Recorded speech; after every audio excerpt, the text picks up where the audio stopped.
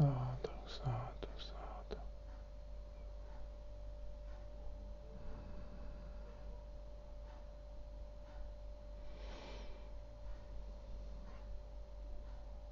Uncertainty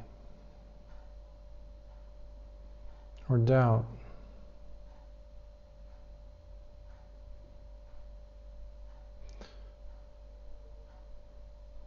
especially today, we are consumed by it, by doubt. This sense of ongoing state of uncertainty.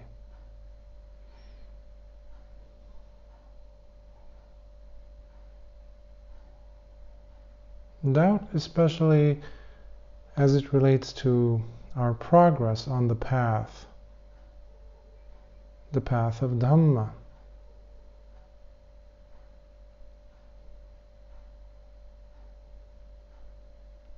Looking for the path,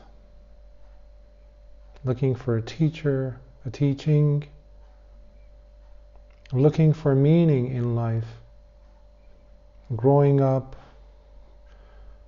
All these are phases that one has to go through, phases of life.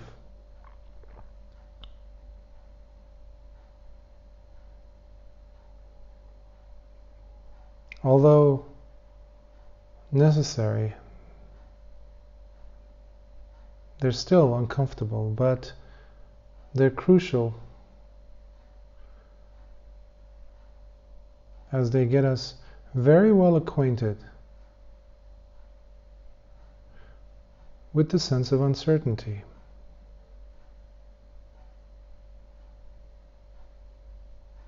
As we age, as we progress,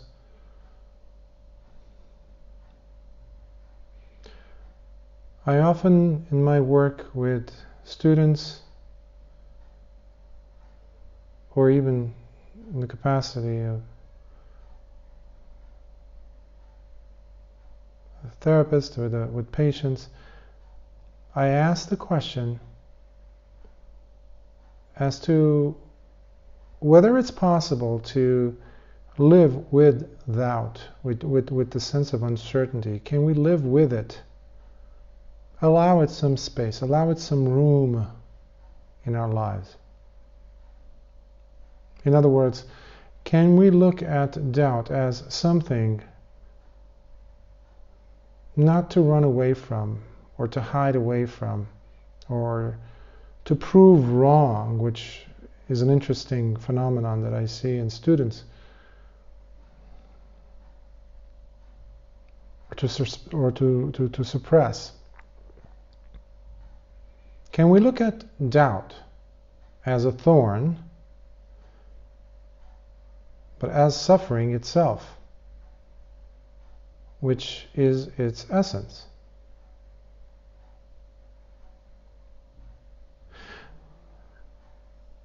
As I practice and study the suttas and try to live my life according to the life of the Buddha and what he taught, I see how things get subtler and subtler.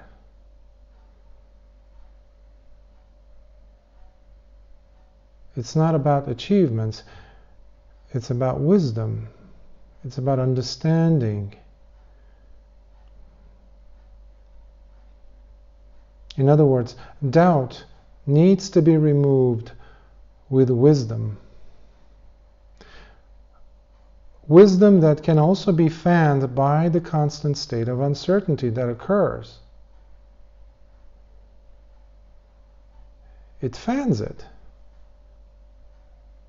So, this state of affairs just brings about a sense of maturity in one's practice, if we look at it as such, if we look at it as an opportunity for wisdom to occur at every step of the way in this progress, in a progression of the path.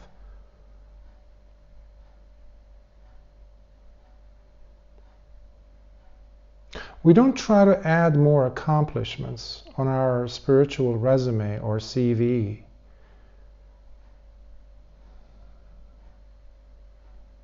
Oh, I have attained the 8th jhana. Oh, I have attained the 7th jhana. Oh, I can see my past lives. Oh, whatsoever.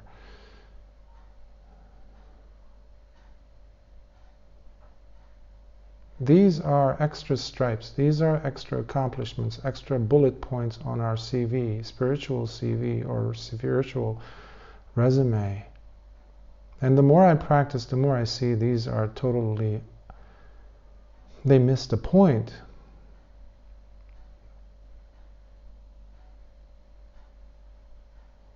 If looked at from such an angle that completely omits the importance of understanding, which is wisdom.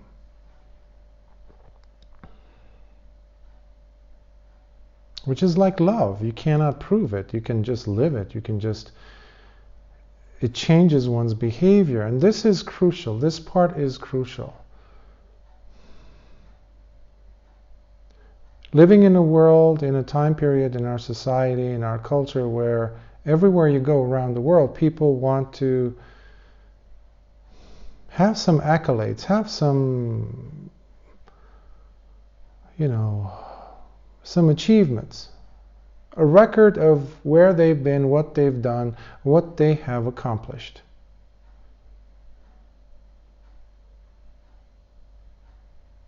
Versus how they have lived, how they have loved, how their behaviors have changed, or have they?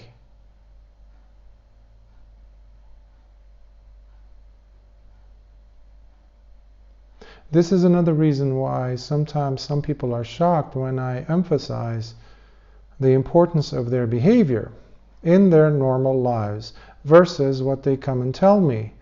Bhante, I've achieved this state. Oh, I think I'm in this jhana. Bhante, do you think I'm now a sakadagami? Do you think I'm a once returner or non-returner?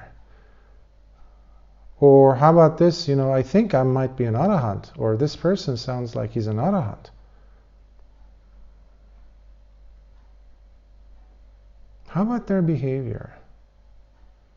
It's not that extravagant, right? Arahant, anagami, sakadagami versus, does this person clean up after himself? How do they communicate to the cashier as they leave? That's love, that's beauty. The Buddha never walked around with his trophies of awakening on his robes. That's why as bhikkhus we don't have any pockets. Nothing to put anything in. In my travels, sometimes people at customs, they ask me, do you have anything, are you carrying anything underneath your robes? It's like, I have no pockets. You can, use any of your devices, you can check. But it's a wonderful experience not to have any pockets. To put things in, to put stuff in.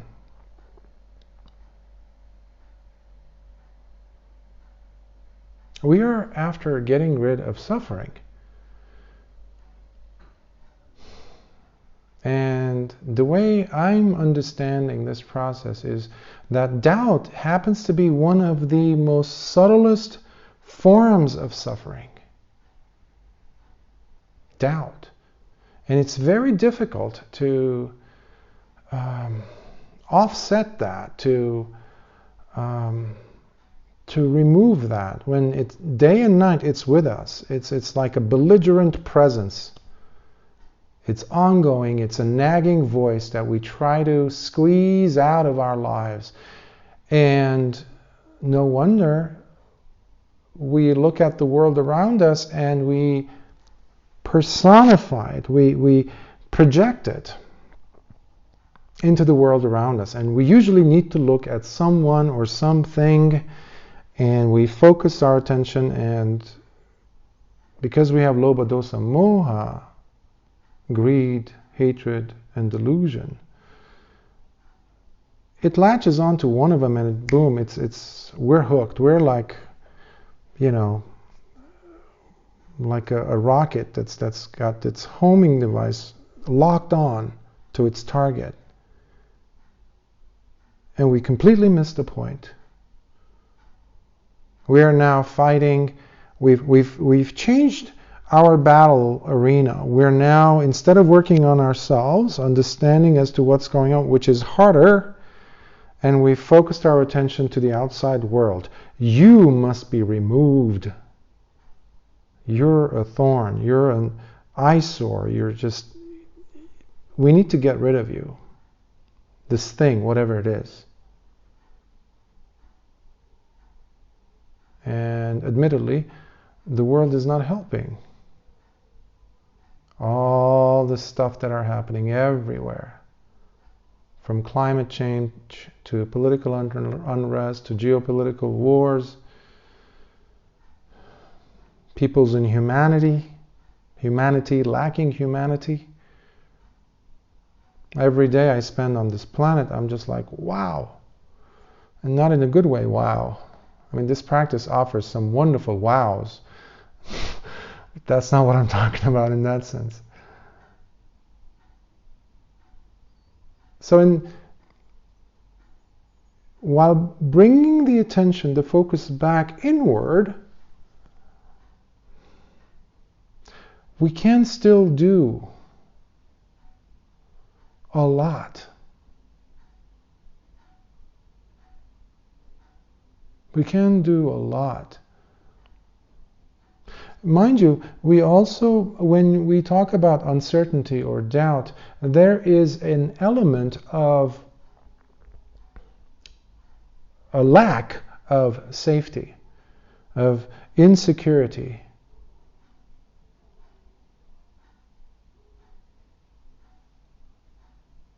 When we have doubt, we are basically unsettled, cognitively, intellectually, and obviously it even affects our metabolism.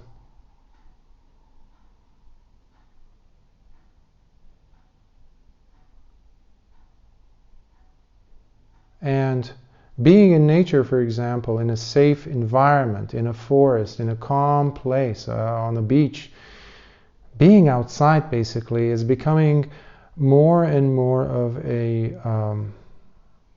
rare phenomenon, I guess I could say it that way. And in a more practical sense, I'm worried that many of us will be lacking in vitamin D, for example, with us staying indoors, and that would lead inevitably, if it hasn't already, to very low levels of immunity against anything that pops up. So uncertainty plus a lack of immunity.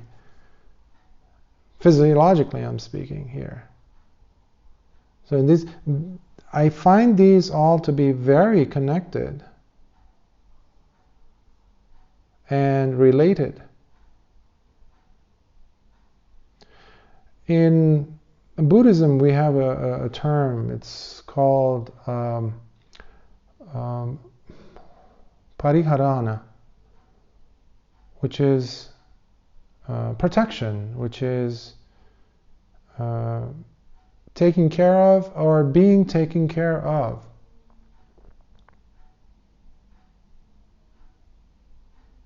In other words, feeling settled. In other words, feeling like there's a certain level of boundary, of safety around oneself. And certainty does provide us with that, a level of certainty. And to this end, the Dhamma has that wonderful quality of providing pariharana, protection. But it's a two-way street. We need to take care of it. Just like when we talk about sila, samadhi, panya, for many of us it has turned into a mantra, but in reality we need to pause and realize sila is a protection on both on both ends. On one end, we are trying to protect ourselves, the quality of the mind, through the adherence to precepts, and that saves us from feeling remorse and regret. In other words, allows the mind to be settled, quiet, able to fall into this state of peace when we meditate, and even when we're walking. Meditation becomes dynamic. Everywhere you go, you are in meditation. That's another form of Pariharana. But the more we practice, the more we gain wisdom through the practice in this path, involving all the Eightfold Path sections, starting with right view, Sammaditi, all the way down to Samma Samadhi.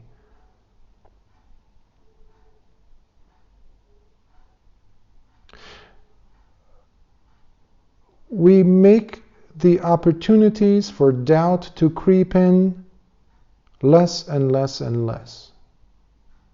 And we leave the door open for more insights and understanding to creep in. And more importantly, the doubt, I would say, comes in relation to oneself.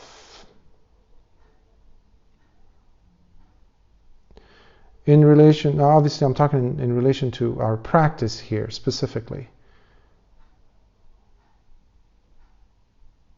Am I on the path? Am I doing the technique right? Is this the right teaching? Is this the right technique for me? Are you the right teacher? Is Buddhism the right thing? Maybe I need to add a little bit of Hinduism here. Maybe I need to add a little bit of that here. Things that used to work for me 22 years ago, maybe I need to bring those in and see what that does. All these things are simply indicating the fluctuating state of the mind. The mind is agitated. The mind is uneasy. The mind is uncertain. In those moments, can we just step aside, just take a half a step away from being pulled into this black hole of just goo that is using our energy, our focus to become even bigger, and just pull away from it momentarily and say, you know what? I trust in my goodness. I kept my precept today. One of them. Or perhaps remember a moment where you did have that jhanic experience. You did experience that piti. And see what it does to your body. Perhaps even close your eyes for a moment and say, it's okay.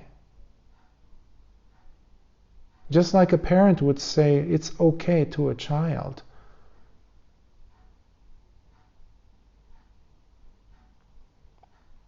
So that level of care, I find it to be extremely relevant to the word protection, Pariharana. Taking care of the mind, of oneself, of trusting in your goodness, which the outside circumstances in the world today are stripping us from. The sense of care that we need to have towards ourselves. And our sense of safety has become very conditional. If only I see this happen in the world today, if only I see that fixed over there in that part of the world, this person elected,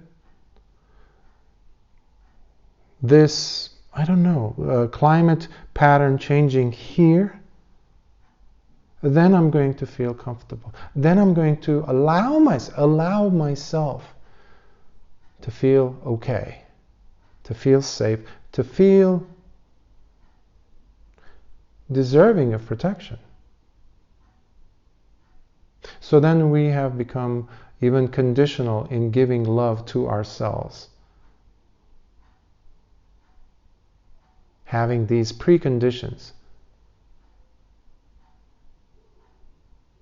I was talking with a person not too long ago, and during the course of months that I've known them, and speaking to them and trying to answer their questions in regards to the Dhamma and whether it is something that could fit his own narrative, secular narrative, because they are afraid that it could turn into a cult because of some of the bad experiences this individual has had, unfortunately, in the name of Buddhism.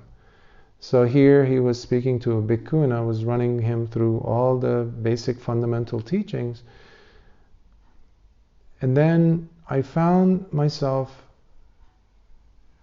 speaking to someone who is, of course, distrustful and uncertain, but at the same time they're trying to protect themselves from being caught in a world of suffering, or even to leave that and get caught in a worse state.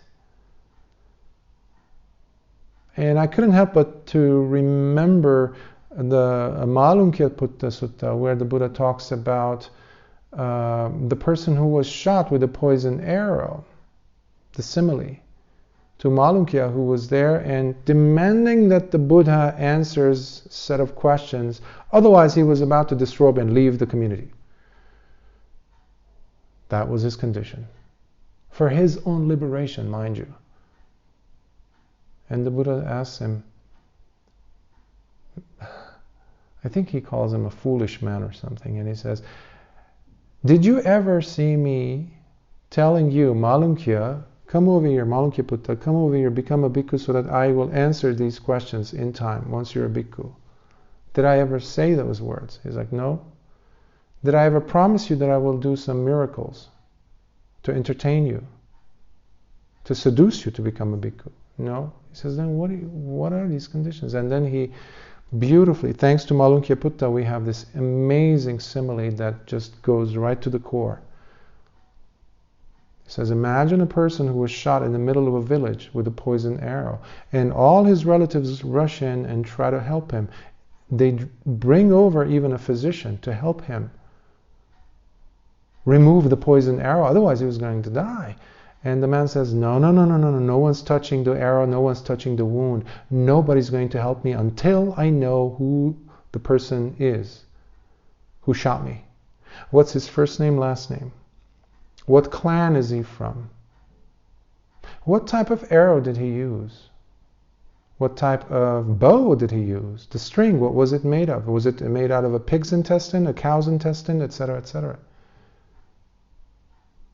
And then the Buddha asks, being the pragmatist that he was, he asks Malunkyya Putta, he says, what do you think? Will he be able to even get one-tenth of his questions answered before he dies? And he says, no, teacher, he will die very quickly because it's a poisoned arrow. And he says, that's exactly what you're doing. So what I'm trying to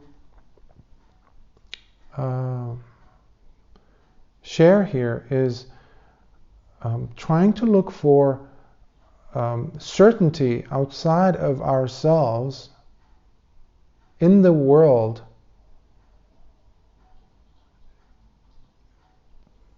might very well be termed as a futile effort, ultimately. Because the world and its problems will never go away for good. Our bodies are impermanent. They're full of suffering. There's non-substantiality everywhere. The relationships we have with people. But we want to, dig a hole and put that very strong, firm post in the ground so that we can latch our relationship, our idea of the world around it and make it be carved in stone. And it doesn't need to be that way. This path teaches us to become fluid. This path teaches us to be humble. This path teaches us to always challenge ourselves.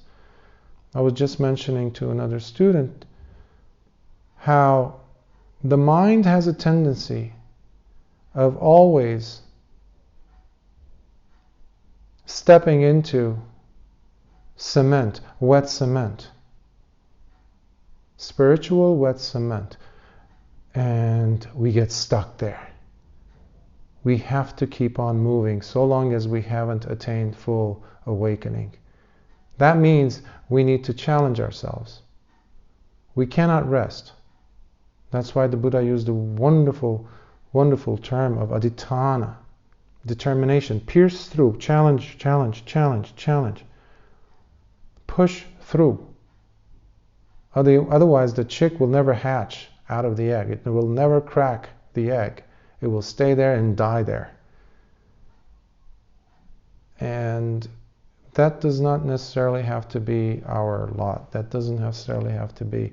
And certainty comes through our consistent effort and trust in our goodness, in our hearts.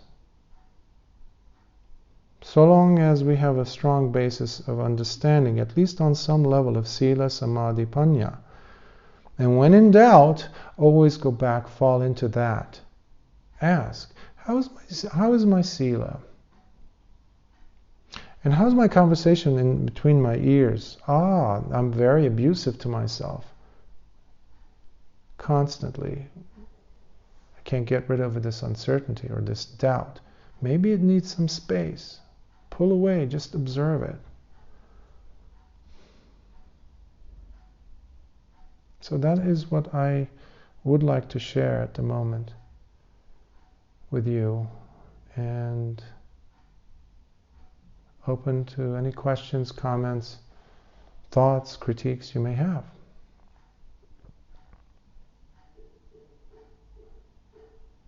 Yes? I'd like to say thank you, Bante, for that. I like how you repeatedly emphasize the importance of practice off the cushion.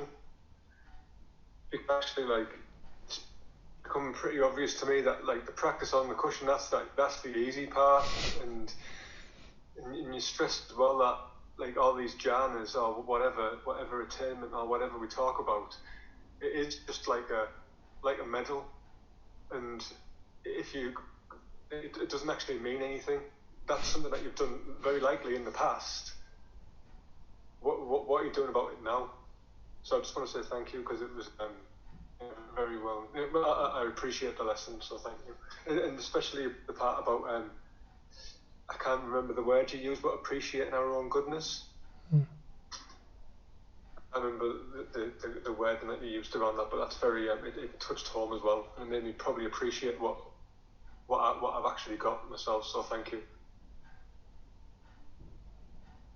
I'm glad.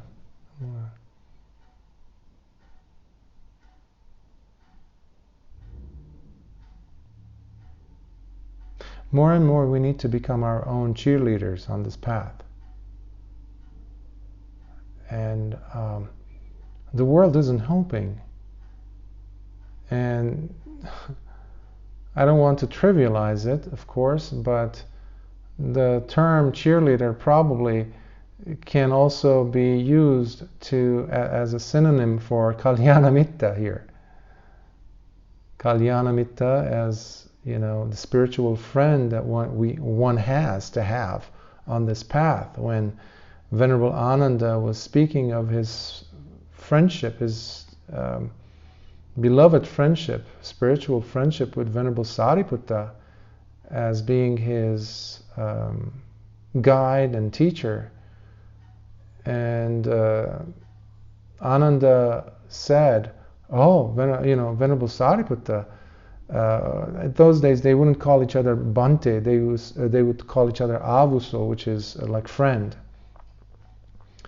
And he said, friend Sariputta, the spiritual path is, the spiritual friend rather, is half the path. And at that point, Lord Buddha was nearby, and he said, no, don't say that, Ananda. He says, the spiritual friend is all of the path. It's the completeness of the path.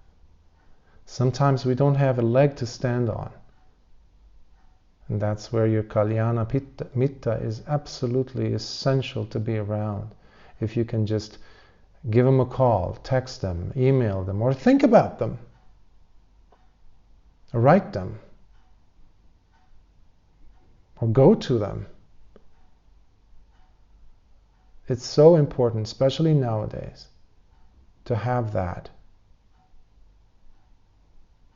And bring the human element back to this path. And not making it be so heady, making it to be so, intellectual or calculated or linear in some way.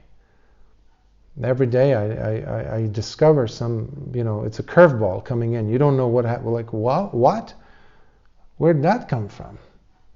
I didn't know this. And we're just getting a better understanding of the path. When the life that we're living is authentically lived, that is. Because oftentimes it can be very pseudo. It's a pseudo life, fake life.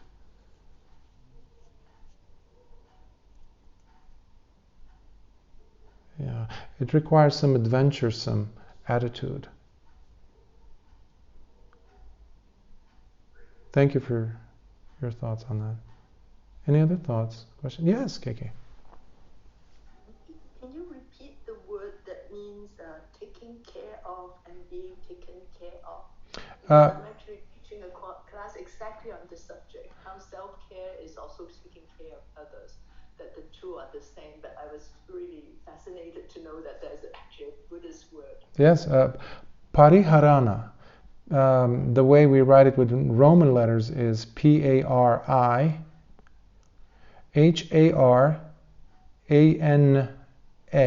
Pariharana. And it's not just care or taking care or having oneself be taken care of. It also means protection. Protection. Of course, there's different meaning, different terms, and that's why Pali, stemming from Sanskrit, it's very rich. It's multi-nuanced. So.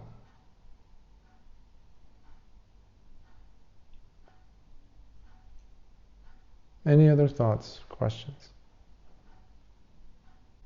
Yes? Thank you, Bhante.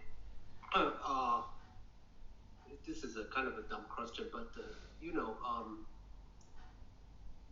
do use real and fake a lot. So does so do other people, like the U.S. the guy in the White House. So it's actually. Since so much vocabulary has been appropriated by everybody, it's actually hard just to rely on, vocabulary or somebody saying this is real or this is fake. I have a hard time distinguishing sometimes how to get past the rhetoric and figure out, well, what is real or what is fake, or are they just relative or terms, or should I make my own kind of judgment call? It's just because at least not only in the spiritual realm but in the secular political realm, all these terms are appropriated by so many people and so many contradictory narratives. It's very hard to get a handle on it, at least for me. So I was wondering what kind of, not yardstick, but how to actually distinguish. I mean, am I fooling myself? Maybe all the votes are fake. I just, anyway, it's just one example. Thank you for... it cuts to the core, this type of a question. I like that. You shared this. If we're in the woods or in an unknown territory and we're using a compass that is damaged, the north is still there. The North Pole is still there, the South Pole is still there, but the compass is damaged. It does not indicate the right way for us to head if we're pointing to the north and it's showing us, let's say, the northeast or east. Of course there are things that are fake, of course there are things that are real, but as far as the person relying on the outside world, however you want to call it, whatever you want to see it as, but it's outside of one's own ability to deduce, to reach a point of, yes, certainty, experiential certainty, gained through wisdom, that is where I see the problem, meaning one's own compass being damaged. Because there's been too much of a reliance on what the outside world has been telling us. And this goes back, from what I remember, for several decades in my life, how I've been told this, to believe this, in different arenas, different phases of my life. This is what you need to like, this is in fashion, this is what you need to be following in order for you to be accepted. But I recall a statement made by a fellow therapist years ago. And his name is Mike Jackson. And he said this phrase, and it never left my mind. He said, "This is my philosophy of life. Can I deserve your love and still be me? Can you love me even? Can you still love me even if I'm still me? Can I deserve your love? Can I think for myself and still be accepted by thee?" Our seeking of acceptance has gone so far off the reservation over the course of decades that we have left our reasoning to be chiseled out by what the outside world was dictating. Let's say the universities, the social sciences, books that were, fashionable to read, fashionable ideas. How many people can actually today stand on their 2 legs, 2 feet, and say, no, I'm actually going to disagree with you on this? And many of us who were raised to say, no, we need to respect everyone, we will inevitably look at this person and say, excuse me, you're disagreeing with us? On an emotional level, we hold this position.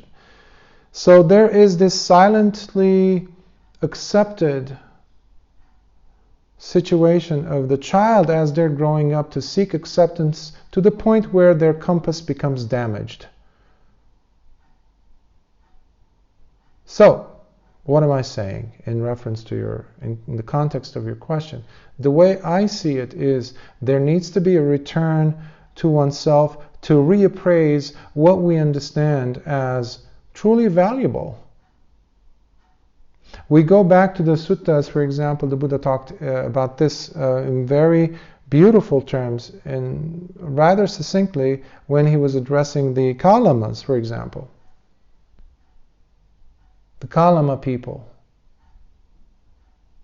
When he said, don't go by the person's tradition or your own tradition in accepting it. Don't go by the person's reputation, the teacher's following, the teacher's eloquence, what imagery he or she might use, or how convincing they are. Today you have millions of people, whenever candidates or any kind of panel, when they're arguing a point, we're sitting there among the crowd wanting to be convinced of what this or that person is saying. Convinced of this already pre-instilled notion about this person. So basically the outside world is telling me what to think. Hence, the compass being messed up to begin with. But then again, you look at a Native American or an Aborigine from Australia. They don't have a compass. And they go off into no man's land for days, for weeks, without water, without food. And after some time has passed, sometimes months, you see them somewhere else and they're fine. They navigated beautifully. This takes us back to the trust. Again, this is how I understand or approach how to respond to your question.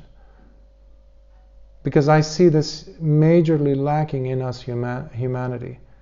And I see this also in children who look at Disney and what is being put out by DreamWorks and animations and things like that, and the messages that are being placed there for this young daughter or young son to think as to what life is supposed to be offering them and how they need to hermeneutically understand it, how they need to interpret or translate these symbols, these signs. So from a very young age, today's society and schools are starting to implant these ideas that later on get to be implanted, a little bit more advanced versions of them in the universities. Meanwhile, the person is completely living someone else's life, narrative. So there's no way out if that is the path that we take, to my understanding, unless the person just gets naked again and goes back to the drawing board of their own life and learns how to risk some things and risk being alone in the face of all these masses of people who think they're the oddball. This person is the oddball. But how many of us can actually muster the courage to do that, to stand alone in the face of the storm when everybody's turning their backs on you? Can you do that? That, if a person does that, right or wrong, at least they are making a choice that can get this compass to be fixed. But we have too many people in this world today, again, this is from my own observation obviously, that are cowards. Plain and simple. Plain and simple. Watching these major news outlets, this and that, it's just cowardly. Go back to the ground, go to the grassroots level, go to the streets, see what's happening. See it, taste it for yourself. But we don't want to do that because we just want to watch it from the screen and listen to this journalist or that journalist whom I respect. Well, that's their opinion. This is my opinion. My understanding, of course. Many might disagree with me, of course.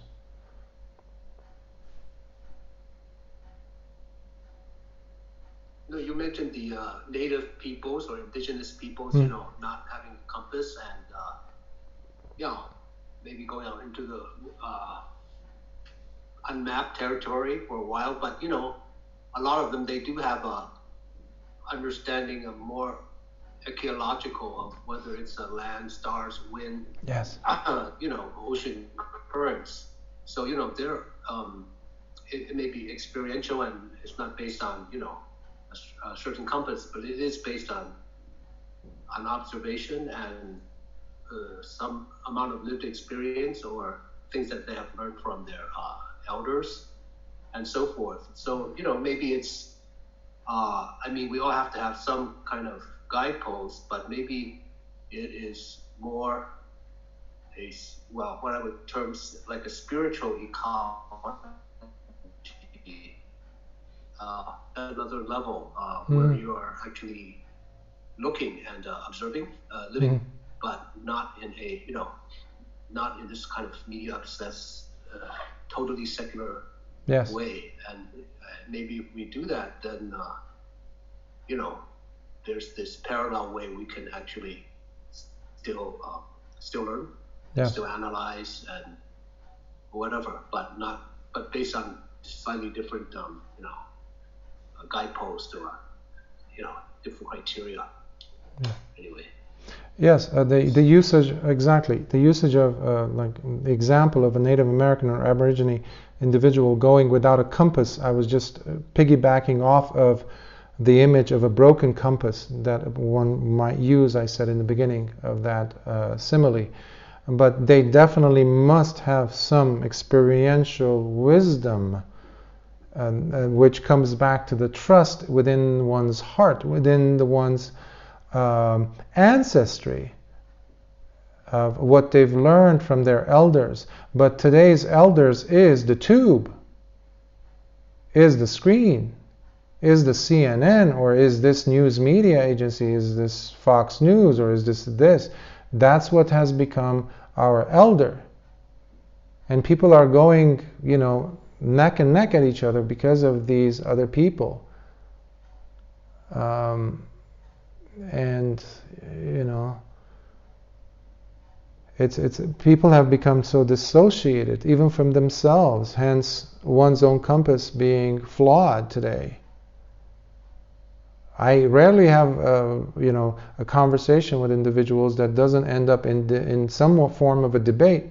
Even when you put some statement, the sky is blue. Try that, on social media. Just say something very neutral. Soon enough, you're going to find some person coming up and starting an argument with you. Which is funny, sadly. So, but thank you for that. It's a major concern, and no, thank you. Any thoughts, or even related with the practice?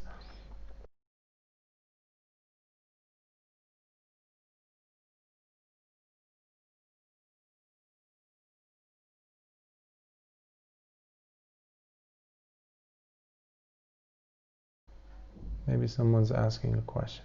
Well, I apologize. This is Terry. Mm-hmm. Yes? Can you hear me? Yes. Is it possible for you to switch on your video while you're speaking, please, so we can see you? Yes. Thank you. Oh, there you are. Lovely. Okay, this is Terry. Hi, Terry.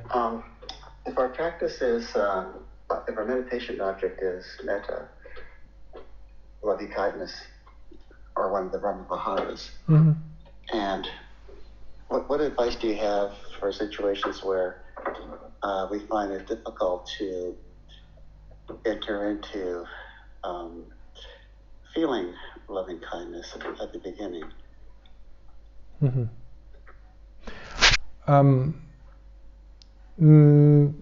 I'm presuming when you did the retreat, and it was Metta Bhavana, Brahma Viharas, you started with a feeling, a memory, attached to a feeling that was connected very much in feeling it in your body, yes?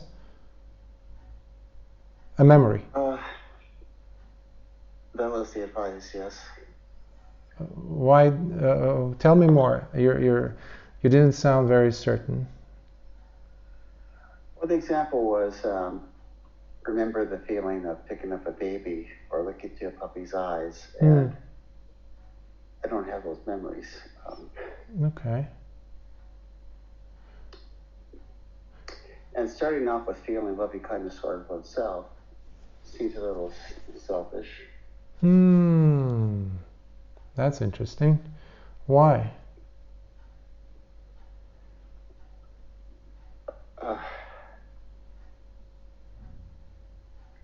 Well,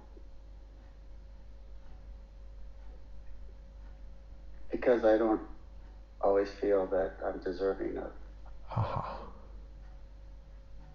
love kindness.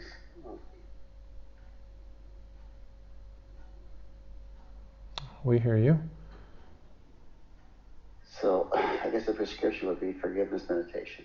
Right?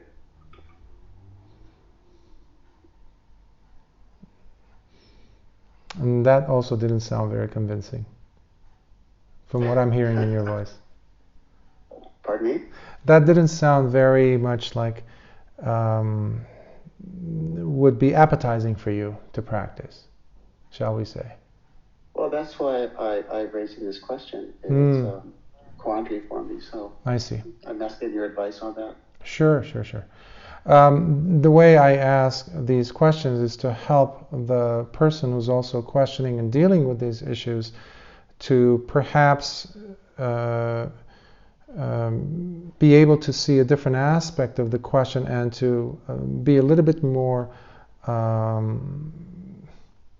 observant of what is lying underneath, what's underneath it. So, and I appreciate you being so candid and open about this, because this is an issue that sometimes takes months, in fact even years, because the person is simply applying more techniques upon more techniques to simply avoid addressing the main issue, which is, I don't deserve to be happy, but I'm going to send in truckloads of metta in your direction. You're already giggling. Do you see the irony in that? Yeah, I had the thought yesterday that it's not a matter of permitting. Yeah, well, I grew up in a very Old Testament family. If I smiled, they would say, "What are you smiling about?" And I wipe that smile off your face. It's basically a culture of shame and guilt. But I was wondering if I could take the approach. It's not, whether or not I deserve to be happy. Maybe it's my obligation to be happy for the sake of others. I must be happy. But I really can't do much for anyone else if I can't be happy myself. So it's an obligation, a responsibility, I should say. Is that... Again, the words we use have a certain power to them, have a certain weight to them. When you use the word obligation, immediately it does this to me. Ooh, I'm obligated. Responsibility. Yes. And you take on the role of a parent now. It's almost like a have-to situation. It definitely doesn't have the element of fun in it, to me at least. It doesn't have this playfulness in it. So, do you have access where you live to be in nature? Yeah. Okay. Can you be, it could even be a patch of like a grassy lawn somewhere where you can just be by yourself, walking or just laying down? Yeah, I was going to ask you what define nature, but I do have access to gardening. Okay. I did a garden with a friend Okay. this year.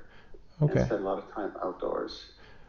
Okay. Planting and caring for and bringing forth the fruits of a garden. And, I do. Okay.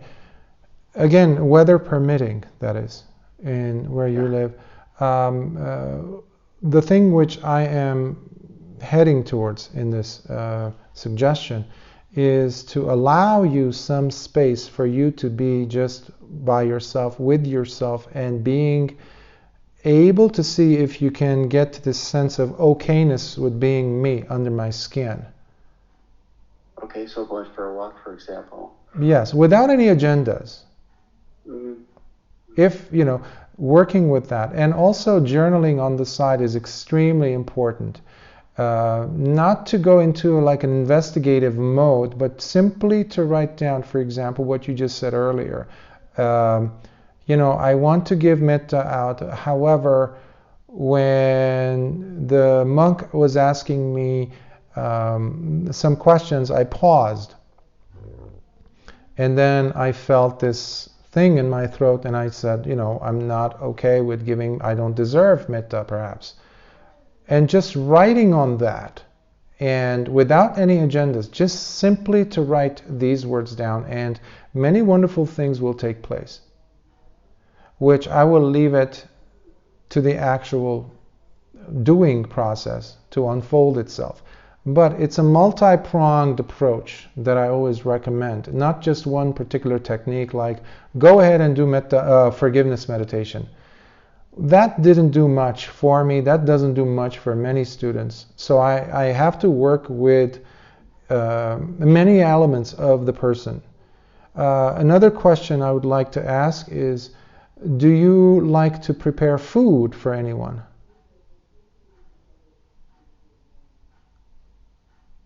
I do. Okay. Now, instead of thinking about metta, can you, when you're chopping the vegetables or things like that, when you're preparing, when you're washing or bathing the rice, for example, when you're preparing the food, whatever it is, can you imagine their faces when they're about to bite into that pie or that salad that you just prepared for them? Can you see that? Yes. Okay.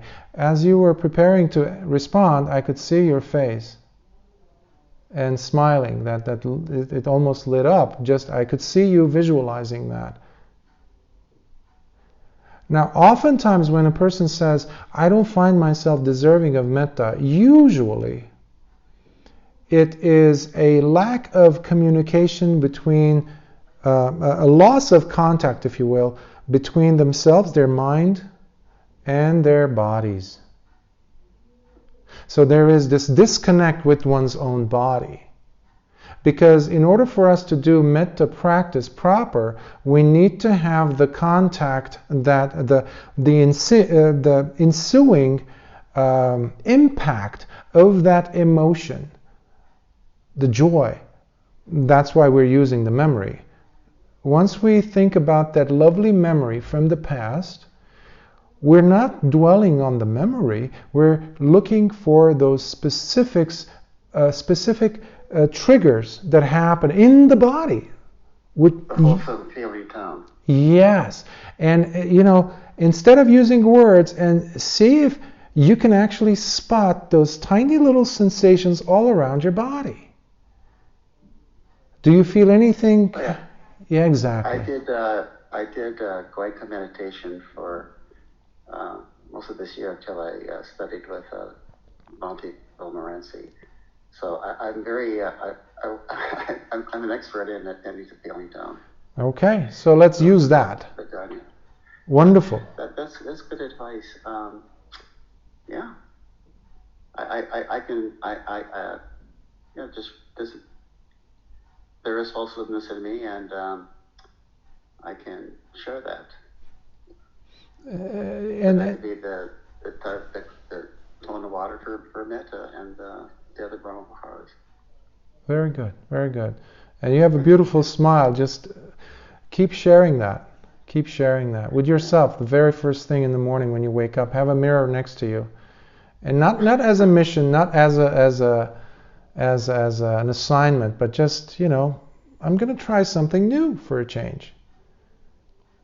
You've lived on this planet this long, and it doesn't hurt you, it doesn't hurt me, it doesn't hurt anyone to actually add a little bit of smile in your day and see where that takes you and everyone else around you.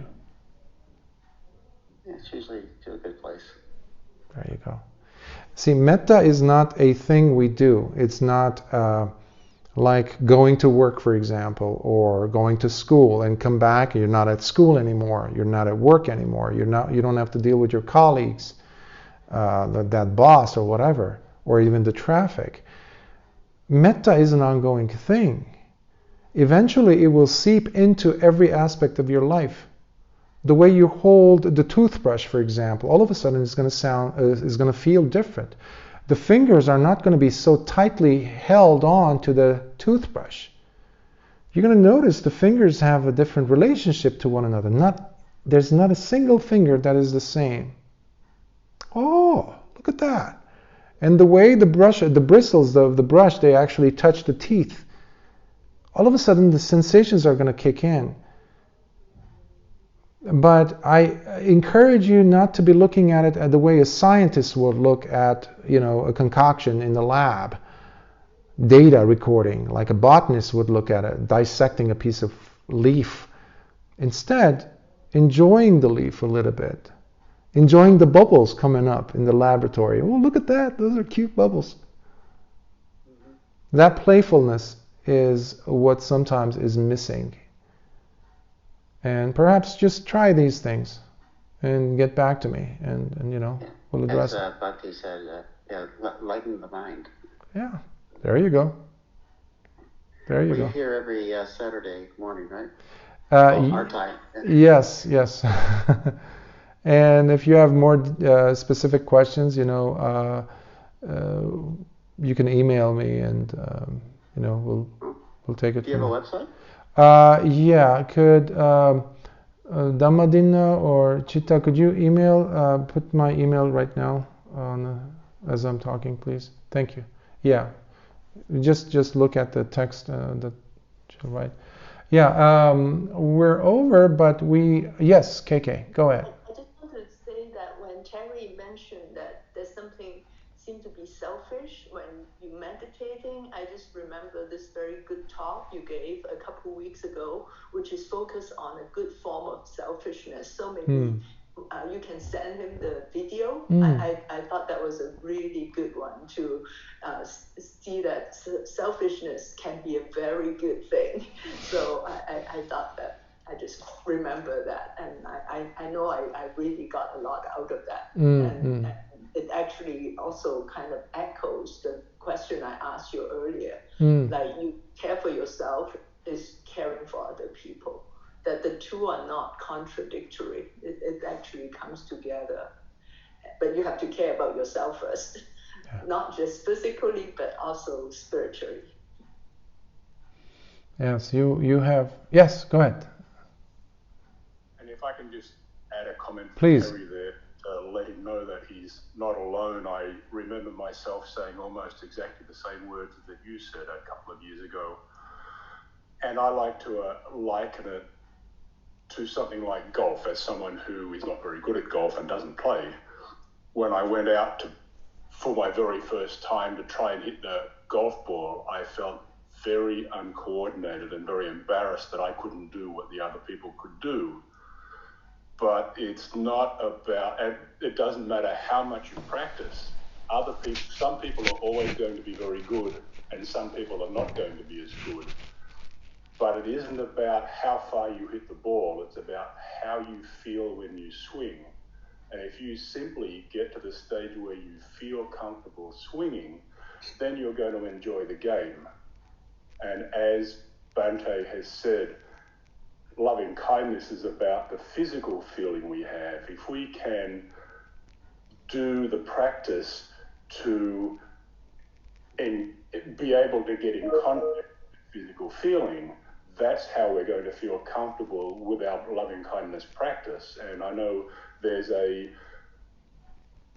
audio recording out on the web by Ayakima called The Body Scan, and if you can search for that and use that, it's a very good practice, having her do a guided meditation that helps you get in practice with those physical sensations in your body, so that when you practice loving kindness, you'll be able to feel those positive sensations that you want to be able to experience, and keep those positive sensations with you when you get off the cushion and go about your life. So again, that's my point. It's not about how good you are at it, it's about how you can feel while you're doing it. Thank you. Lovely suggestions. Thank you. This is a manifestation of Kalyana Mitta's at work. I appreciate this. It's beautiful. This is. Post the name of the person whose video you're referring to. Oh, Ayakema. It's. You go ahead, Greg, if you want.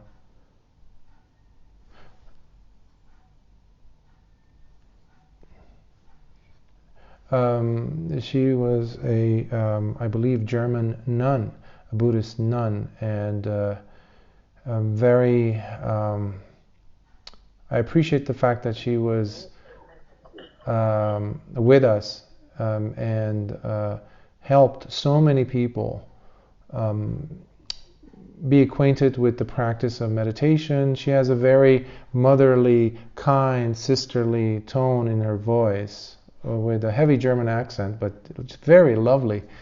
and she talked a lot about meditation, about the jhanas. She brought down the jhanas to a level where, oh, so it's doable. So it doesn't have to be in the Visuddhimagga or in the suttas, unreachable type of a thing. So she normalized it for many people. So I appreciate the suggestion for having us watch it. Terry watched the video. Yes, the body is extremely is the key, as it was said several times, and but most of us are detached from our bodies, sometimes for decades since childhood. So metta then all of a sudden finds itself becoming a therapeutic intervention, if you will, to reconnect us with ourselves.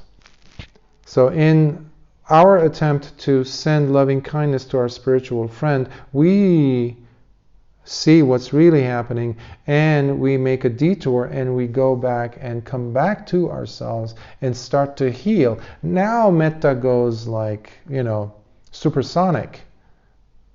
It's like a 747 or a Concorde. It's just very powerful because you are now doing both important, the two tasks are being taken care of. You're healing and you're sharing the benefits of that healing process with the world. Because ultimately, I don't know which stage you were able to get to, but eventually the spiritual friend will change. And the information you give your teacher, whether Bhante or myself, will have to change those meditation techniques for you. Yeah, they did change it for me. Okay.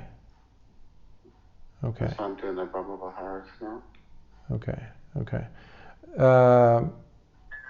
Again, I will not undermine the importance of the healing, which needs to take place, because that will become a hindrance. It will be an obstacle, a blockade. It will not allow you to go deeper and really taste the Dhamma.